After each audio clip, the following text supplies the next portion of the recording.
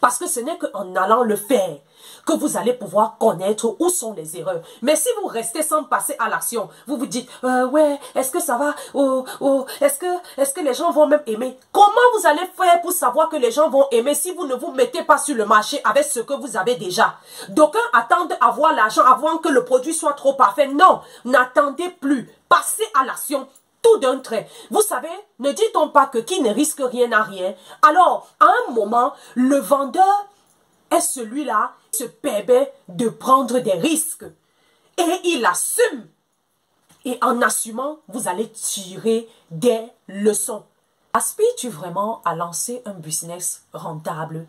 Alors, laisse-moi te raconter l'histoire inspirante de Frankie, une jeune étudiante camerounaise qui m'a contactée après avoir découvert mes vidéos sur cette chaîne, où je vous partage des idées de business, je vous parle des thématiques sur l'entrepreneuriat de manière générale, dans le but d'encourager les jeunes à saisir les opportunités que nous offre aujourd'hui le digital, la nouvelle technologie pour se faire de l'argent. Je les invite surtout à ne pas se contenter de tout ce qu'ils apprennent à l'école, mais à se préparer à affronter les défis futurs, notamment en ayant un plan B, au cas où ils auront des difficultés à trouver de l'emploi après leurs études. Et qui dit mieux d'avoir une activité qui se fait en ligne, parallèle déjà à son activité principale. Alors que vous soyez élève, étudiant, salarié, que vous occupiez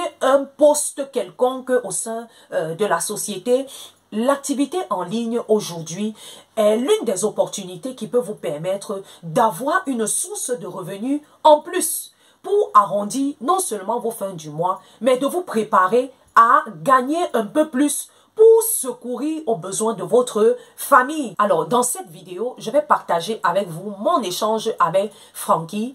Et je suis sûre que cela va vous inspirer. Ça va vous pousser à prêter attention à ce business que vous avez certainement négligé jusqu'à présent. Et ce qui va vous permettre de faire vos pas, de faire vos marches vers l'indépendance financière. Alors, si vous me découvrez pour la première fois dans cette vidéo, je vous invite tout simplement déjà à faire un like, abonnez-vous pour ne manquer aucun de mes prochains contenus. Je suis Ariane Biakop, votre entrepreneur e-commerce. J'aide les jeunes et les femmes actives passionnées du commerce comme moi à maîtriser le processus de création d'un business en ligne. Tout ceci dans le but de vous aider, comme je l'ai dit plus haut, à saisir les opportunités que nous offre ce siècle et surtout à entrer dans votre épanouissement financier. Alors, et si ça vous dit de suivre l'une de mes formations, que ce soit en e-commerce, que ce soit en visibilité sur les réseaux sociaux, n'hésitez pas à me contacter avec le lien dans la description. Âgée de 23 ans, Frankie étudie dans une université au Cameroun. Alors, lorsqu'elle m'a écrit, j'ai vu en elle ce désir ardent de réussir, ce désir ardent de vouloir connaître comment ça se passe en ligne pour se positionner. Elle m'a fait comprendre que elle avait cette ambition d'être une grande entrepreneur. Elle voulait avoir des produits et qu'elle mûrit cela depuis l'enfance. Et elle ne veut pas vraiment perdre ce désir-là. Elle ne veut pas faire mourir ses rêves et qu'elle avait besoin à tout prix de mon aide. Waouh, j'ai dit, c'est quelle détermination ça. Vous savez, quand des personnes nous écrivent, tout le monde n'a pas le même engagement. Alors, c'est ainsi que j'ai conseillé certaines vidéos qui sont déjà sur cette chaîne où je développe des idées business, où j'explique vraiment de manière détaillée comment se positionner, comment faire.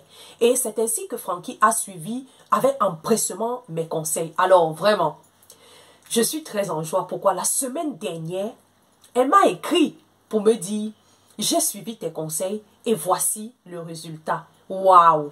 Je suis restée waouh! Je me suis dit, waouh! Quelle détermination! Quel engagement! Quel passage à l'action rapide! Vous savez, dans notre société, je parle surtout de la société africaine, faire de longues études ne nous garantit plus absolument que nous allons avoir un emploi. D'où la défaillance de notre système éducatif. Et l'entrepreneuriat devient donc une alternative pour beaucoup de personnes aujourd'hui. Parce que nous ne pouvons pas compter sur le public ni le privé, et encore avec le taux élevé de chômage en Afrique, les jeunes finissent par se trouver à s'auto-employer. On a beaucoup de jeunes qui font de toutes petites activités dans le but de pouvoir subvenir à leurs besoins. Et souvent, ces jeunes sont des personnes qui ont de grands diplômes, mais parce qu'ils n'ont pas trouvé un moyen de pouvoir s'insérer dans des entreprises pour valoriser ce qu'ils ont appris à l'école, ils se retrouvent à errer. Voilà pourquoi aujourd'hui, l'entrepreneuriat est une option. C'est devenu une seconde option pour toute personne qui peut-être a déjà une activité principale ou qui travaille déjà. C'est une seconde option pour garantir un avenir meilleur, pour pouvoir non seulement gagner de l'argent et subvenir à ses besoins. Je ne suis pas en train de vous faire croire que cela est facile. Non, cela ne va pas être facile. Je parle d'une option parce qu'on a toujours besoin d'avoir un plan B. Et je l'ai dit dès le début de cette vidéo. Ça compte de pouvoir penser à avoir plusieurs sources de revenus. Un jeune qui se dit sage, qu'il soit peut-être étudiant ou élève, fera bien de penser à avoir une activité parallèle qui va lui permettre non seulement de gagner de l'argent, mais au travers duquel il pourra développer de nouvelles compétences pour être accessible sur le marché. Donc, de développer des compétences qui sont recherchées actuellement sur le marché. Et aujourd'hui, le digital nous fait comprendre qu'il y a tellement de compétences qui sont désormais requises dans des entreprises qui sont sur le terrain. Des entreprises qui veulent se développer au plan habituel. Et il y a tellement de compétences qu'un jeune peut décider d'apprendre. Pas seulement un jeune, même un salarié. Donc, revenons à l'exemple de la jeune Frankie. Lorsqu'elle m'a fait comprendre que voici le résultat, c'est qu'elle avait trouvé un produit. Et quand je lui ai dit, waouh, d'où est venue l'idée de ce produit? Elle me dit, après avoir écouté plusieurs contenus, j'avais déjà à cœur ce produit que je recherchais tant. Et dès que j'ai écouté les vidéos, ça m'a poussé à faire plus de recherches et j'ai fini par trouver le fournisseur. Ce produit est tout simplement le savon noir ghanéen qu'elle a décidé de vendre pour embellir les peaux des femmes. Et pas que les peaux des femmes seront décolorées ou bien décapées, non. Pour entretenir la peau, vous savez, la peau noire a besoin aussi d'entretien. Et lorsqu'on parle de beauté, les femmes savent de quoi je parle. C'est important de se soigner. Et elle-même, elle reflète déjà ce savon qu'elle a commencé à utiliser. Et quand je lui dis, mais comment est-ce que tu fais pour vendre ces produits? Elle me dit, je partage des capsules vidéo sur mon WhatsApp, sur mes statuts WhatsApp. Et je les partage à tous ceux que je rencontre dans mon école et via les groupes. Je lui dis, mais tu n'es pas encore sur Facebook? Elle me dit, non, je ne suis pas encore sur Facebook. Je lui dis, waouh, c'est donc l'occasion pour toi d'aller te positionner aussi sur ce réseau social pour davantage faire tes ventes, pour te faire connaître et faire connaître ce produit que tu as si bien emballé. C'est comme ça que je lui ai donné accès à mes ateliers parce que j'ai des ateliers que je fais où je partage des stratégies, des techniques et je lui ai fait avoir accès à ces ateliers et je lui ai dit, prends-en soin, positionne-toi et sache que tu vas devoir payer le prix pour mieux apprendre comment vendre et te positionner en ligne, bien te déployer de manière à te faire connaître, de manière à te rendre visible. Elle est surtout encouragée à ne pas baisser les bras, que comme elle avait démarré ainsi, il n'est pas question de s'arrêter. Il faut continuer, même si tout semble ne pas être parfait. Continuer, chercher à s'améliorer. Et chercher à s'améliorer, c'est se former. On en a parlé ainsi. Et je profite donc de cette histoire de la jeune Frankie pour rappeler la jeunesse que elle doit se lever pour construire son avenir. Elle doit aimer le travail. Elle ne doit pas se focaliser sur les tendances actuelles qui sont partagées sur les réseaux sociaux. Je dirais même c'est superficiel de ne pas se focaliser sur tout ce que eux ils voient sur les réseaux sociaux, mais de choisir le chemin du travail. de choisir de travailler, de choisir de mettre en valeur le potentiel que le Créateur leur a donné, de choisir à mettre en avant les talents qu'ils ont et qu'ils vendent ces talents pour pouvoir gagner de l'argent. Gagner de l'argent en servant des gens, en aidant des personnes. Et ce n'est que de cette façon qu'ils vont pouvoir gagner honnêtement leur vie et de manière digne. C'est en persévérant, en étant patient, en faisant des recherches, en se rapprochant des personnes qui véhiculent des bons messages, des messages de valeur, qu'ils vont pouvoir avancer cette vie où la jeunesse, au lieu qu'elle soit construite, au lieu qu'elle soit bien dirigée, on est en train de vouloir la détruire. L'Afrique compte sur sa jeunesse pour pouvoir la relever, la pousser vers la croissance. Alors, je vais vous partager 5 enseignements que j'ai tirés de l'action spontanée de la jeune étudiante Frankie. Et je vous invite vraiment à prendre à cœur, à prêter attention à ces enseignements. Parce que ce sont ces enseignements qui vont vous encourager et qui vont vous donner une ligne de conduite à suivre si vous avez vraiment cette volonté de vouloir lancer un business rentable. En un, vous devez savoir que la préparation est essentielle. Il est souvent dit que lorsque l'opportunité rencontre la préparation, c'est sûr qu'il y aura la réussite. On va voir des résultats concrets. Donc, vous devez pouvoir déjà, alors que vous avez l'objectif de lancer un business, de pouvoir être des épargnants. Vous devez mettre de côté l'argent pour ce business auquel vous aspirez tant lancer. Donc, chaque fois que vous recevez de l'argent, vous ne devez plus vous amuser avec votre argent. Vous devez mettre une partie, un pourcentage pour ce business. Parce que lorsqu'on a une pareille vision, on a un pareil objectif, on ne s'amuse plus. Le temps de la distraction est terminé. En deux, il est important de savoir à quoi cet argent que tu épargnes va te servir. Oui, tu as dit que tu veux lancer un business rentable. Tu te mets à faire des épargnes. Tu dois savoir précisément dans quoi est-ce que tu veux te lancer.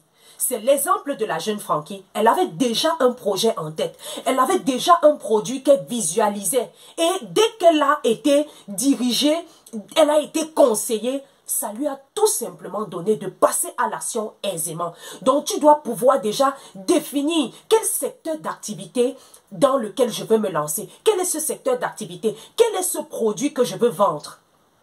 C'est très important. Cela va te permettre de ne pas te laisser entraîner par toutes les idées qu'on va te donner, par toutes les informations que tu vas recevoir de business en ligne. On va te dire que tel business est bien, tu vas courir. Et c'est ainsi que ton argent va être volatilisé comme ça. Vous voyez en quoi la préparation est importante. Donc, tu ne te prépares pas seulement en gardant de l'argent, mais tu te prépares en sachant déjà exactement ce que tu vas faire. Et tu dois pouvoir trouver une idée business. Même lorsqu'on te conseille, tu dois trouver des idées qui correspondent à ce que tu avais déjà en tête. Ou qui vont t'aider à peut-être améliorer ou bien de rediriger ces pensées. En trois, tu dois avoir un mentor. Beaucoup de personnes négligent cet aspect. Ils se disent que parce que j'ai une idée, je peux faire seul. La preuve en est, c'est que quand tu te butes, c'est fini. Tu ne réussis plus à faire, tu ne réussis plus à te lever et tu commences à te plaindre. Regardez ce que Frankie a fait. Elle a découvert un entrepreneur en ligne qui donne des contenus intéressants. Elle a écouté les contenus de cet entrepreneur. Il savait qu'elle a son idée déjà, mais elle ne s'est pas lancée directement. Elle a tout fait pour entrer en contact avec l'entrepreneur que je suis pour demander des conseils. Et c'est la même chose que vous devez faire. Lorsque vous voulez aller dans un domaine, recherchez ceux qui sont déjà passés par là, ceux qui savent mieux que vous et faites tout et tout pour entrer en contact avec ces personnes. Aujourd'hui, Internet nous fait voir tous ces entrepreneurs, nos aînés qui ont réussi. Mais je veux aussi vous dire que ce n'est pas gratuit pour entrer en contact avec eux. Parfois, vous entrez en contact avec eux au travers des contenus qu'ils déposent, comme moi je suis en train de faire, qui vont vous inspirer, qui vont vous galvaniser. Mais à un moment, ça ne suffit pas quand il faut des choses précises. Voilà pourquoi vous devez tout faire pour entrer en contact avec eux, pour leur poser des questions, pour leur demander des conseils. Et ça peut demander que vous rentrez dans leur programme de formation.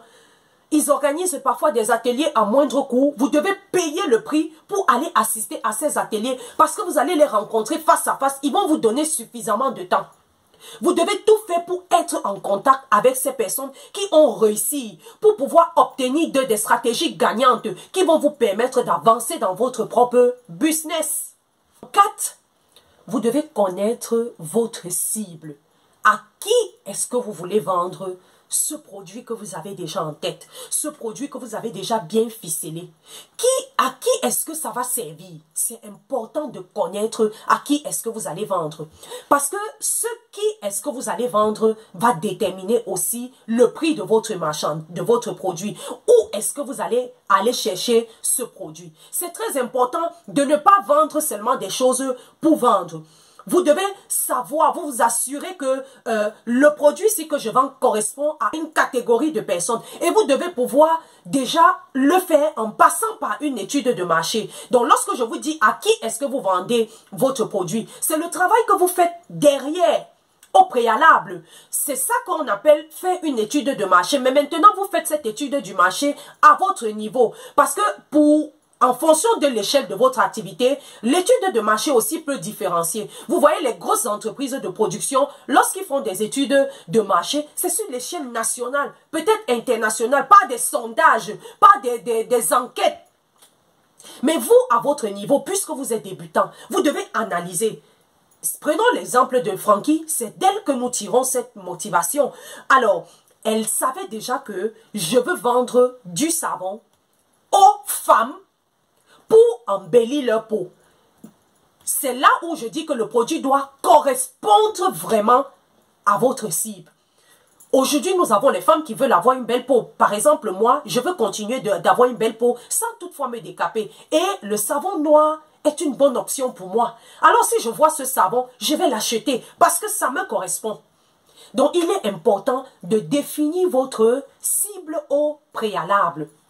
Et enfin, on ne va jamais cesser de le dire et de le redire. Il faut passer à l'action. Après avoir fait tout ce travail, après t'être préparé, en ayant eu le montant que tu vas investir dans ton activité, après avoir connu la personne chez qui tu vas investir cela, qui est-ce que tu vas servir, après avoir eu le produit que tu vas vendre, après t'être rapproché peut-être au travers d'un mentor, par une formation que tu as prise chez lui, il ne faut pas t'arrêter à ce niveau. Il faut passer à l'action. Tu ne dois plus prendre le temps de réfléchir parce que c'est ce que nous rencontrons souvent dans des formations. Vous prenez des personnes, vous avez déjà tout ficelé, tout avec eux, mais après, ils vous disent que non, je réfléchissais encore. À quoi est-ce que tu réfléchis? Tu as eu suffisamment de temps de préparation. C'est le temps maintenant de passer à l'action. Sans réfléchir, il faut mettre le moteur en marche. Il faut accélérer sur la plus grande vitesse et démarrer. Parce que ce n'est qu'en allant le faire que vous allez pouvoir connaître où sont les erreurs. Mais si vous restez sans passer à l'action, vous vous dites, ouais, est-ce que ça va? Est-ce que les gens vont même aimer? Comment vous allez faire pour savoir que les gens vont aimer si vous ne vous mettez pas sur le marché avec ce que vous avez déjà? D'aucuns attendent avoir l'argent avant que le produit soit trop parfait. Non, n'attendez plus. Passez à l'action.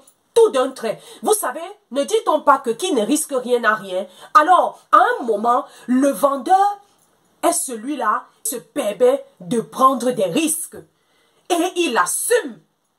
Et en assumant, vous allez tirer des leçons. J'espère que cette vidéo, cette histoire de la jeune Frankie vous a inspiré.